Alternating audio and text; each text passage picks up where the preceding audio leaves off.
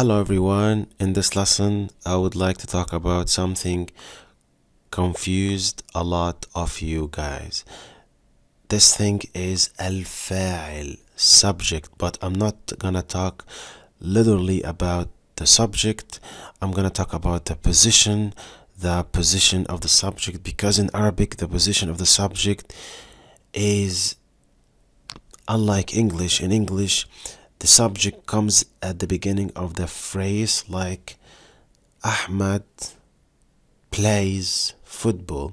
So the subject here is Ahmad and always comes at the beginning of the sentence. But in Arabic it's different, it's much different. In Arabic the subject walks around. What does that mean, walks around?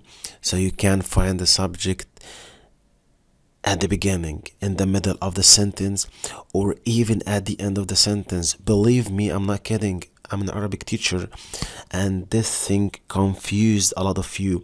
So how you gonna understand the phrase? You're gonna understand the phrase from the context. Okay.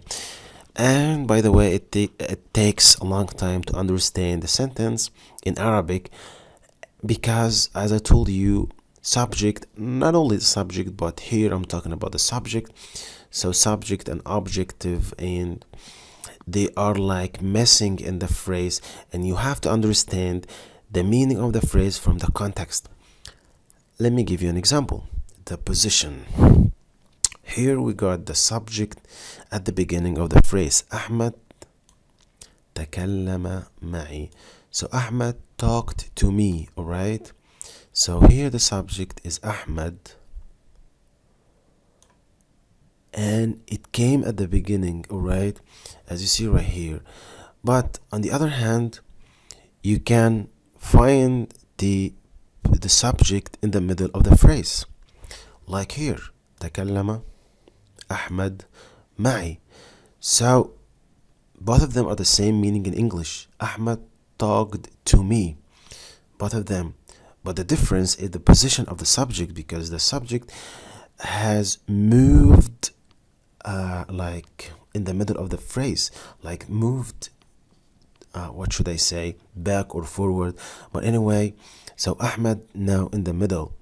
So if you don't know how to understand Arabic very well, if you translate a word by word from Arabic to English, this will confuse you. So I'm here to just make it easier for you.